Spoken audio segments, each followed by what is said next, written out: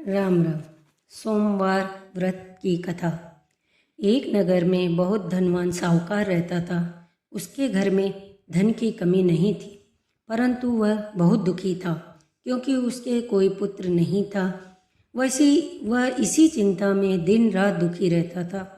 पुत्र की कामना के लिए वह प्रत्येक सोमवार शिव जी का व्रत और पूजन किया करता था तथा सायंकाल मंदिर में जाकर दीपक जलाता था। उसके इस भक्ति भाव को देखकर एक समय माता पार्वती जी ने शिवजी से कहा, नाथ, ये साहूकार आपका अनन्य भक्त है, सदैव आपका व्रत और पूजन बड़ी श्रद्धा से करता है, आप इसकी मनोकामना पूरी करनी चाहिए। शिवजी ने कहा, हे पार्वती, मनुष्य इस संसार में जैसा कर्म करते हैं वैसा ही फल भोगते हैं। माता पार्वती ने अत्यंत आग्रह से कहा, महाराज, यह आपका अनन्य भक्त है और अगर इसको किसी प्रकार का दुख है तो उसे आपको अवश्य दूर करना चाहिए। आप तो सदैव अपने भक्तों पर दयालु होते हैं और उनके दुखों को दूर करते हैं। यदि आप ऐसा नहीं करेंगे तो मनुष्य आपका पूजन तथा व्रत क्यों करेंगे। माता पार्वती का ऐसा आग्रह देखकर शिवजी कहने लगे, हे पार्वती, इसके कोई पुत्र नहीं है, इसी चिंता में यह अति दुखी रहता है।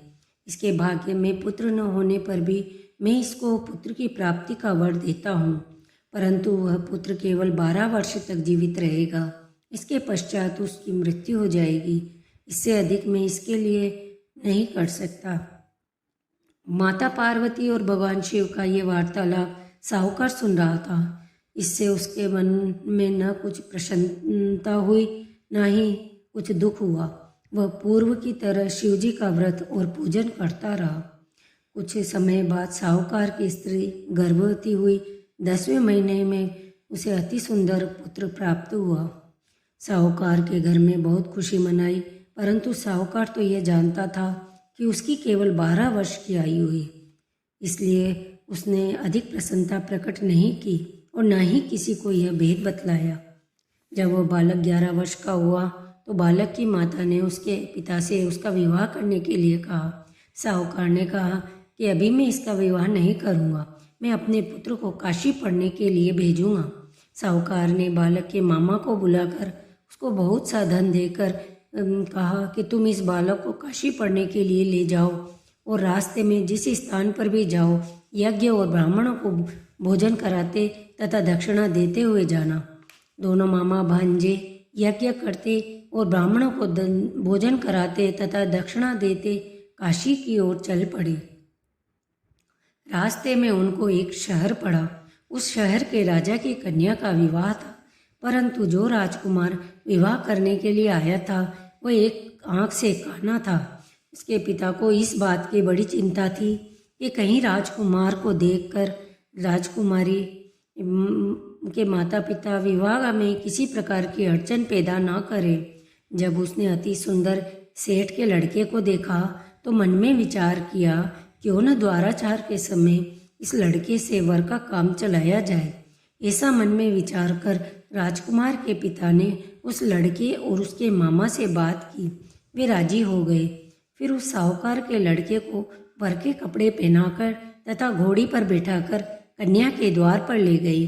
सभी कार्य प्रसन्नता से पूर्ण हो गए। राजकुमार के पिता ने सोचा कि यदि विवाह कार्य भी इसी लड़के से करा लिया जाए तो क्या बुराई है। ऐसा विचार कर लड़के और उसके मामा से कहा, यदि आप फेरों और कन्यादान के काम को भी करा दें तो आपकी बड़ी कृपा होगी। मैं इसके बदले आपको बहुत सारा धन दूंगा। दोनों ने इसे सहर्ष स्वीकार किया। विवाह कार्य भी बहुत अच्छी तरह संपन्न हो गया। सेठ का पुत्र जिस समय जाने लगा तो उसने राजकुमारी की चुंदड़ी के पल्ले पर लिख दिया कि तेरा विवाह मेरे साथ हुआ है, परंतु जिस राजकुमार के साथ तुमको भेजेंगे वह एक आंख से काना है। मैं काशी पढ़ने जा रहा हूँ। सेठ के लड़के के जाने के पश्चात राजकुमारी ने जब अपनी चुंदड़ी पर लिखा हुआ पाया तो उसने काने राजकुमार के साथ जाने से मना कर दिया। उसने अपने माता पिता को सारी बात कहा कि यह मेरा पति नहीं है, मेरा विवाह इसके साथ नहीं हुआ। जिसके साथ मेरा विवाह हुआ है वह तो काशी जी पढ़ने गया है। राजकुमारी के माता पिता ने अपनी कन्या को विदा नहीं किया और बारात वापस चली गई। उधर सेठ का लड़का और उसका मामा काशी पहुंचा। वहां जाकर उन्होंने यज्ञ करना और लड़के ने पढ़ना शुरू किया। जिस दिन लड़के की आयु 12 साल की हुई उस दिन उन्होंने यज्ञ रच रखा था। लड़के ने अपने मामा से कहा, मामा जी आज मेरी तबीयत कुछ ठीक नहीं है। मामा ने कहा, अंदर जाकर सो जाओ। लड़का अंदर जाकर सो गया और थोड़ी देर में उसके प्राण निकल गए। जब उसके मामा ने आकर देखा कि उनका भांजा मृत पड़ा है तो उनको बड़ा दुख हुआ। उसने सोचा कि अगर मैं अभी रोना पीटना मचा दूंगा तो यज्ञ का कार्य अधूरा रह जाएगा। अतः उसने जल्दी से यज्ञ का कार्य समाप्त कर ब्राह्मणों के जाने के बाद रोना पीटना शुरू किया। संयोगवश उसी समय शिव पार्वती उधर से जा रहे थे।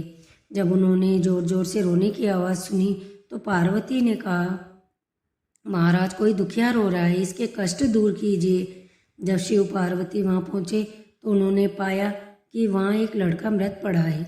माता पार्वती कहने लगी, महाराज ये तो उसी सेठ का लड़का है जो आपके वरदान से उत्पन्न हुआ था। शिव जी ने कहा, हे पार्वती इसकी आयु इतनी ही थी, वह यह भोग चुका है। तब पार्वती जी ने कहा, हे नाथ इस बालक को और आयु दो, नहीं तो इसके माता पिता तड़प तड़प के मर जाएंगे। माता पार्वती के बार बार आग्रह करने पर शिव जी ने उसको जीवन का वरदान दिया। शिव जी की कृपा से वह लड़का जीवित हो गया। शिव जी और पार्वती जी कैलाश को चले गए। शिक्षा पूर्ण होने पर वह लड़का और उसका मामा उसी प्रकार यज्ञ करते, ब्राह्मणों को भोजन कराते तथा दक्षिणा देते अपने घर की ओर चल पड़े।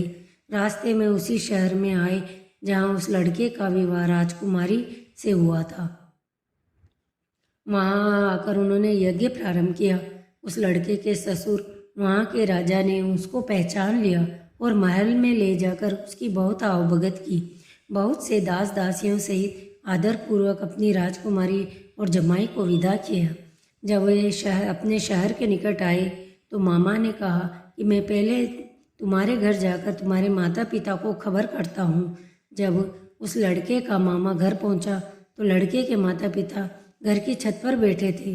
उन्होंने यह प्रण ले रखा था, यदि हमारा पुत्र सकुशल लौट आया तो हम राजी खुशी नीचे आ जाएंगे, नहीं तो छत से गिरकर अपने प्राण दे देंगे।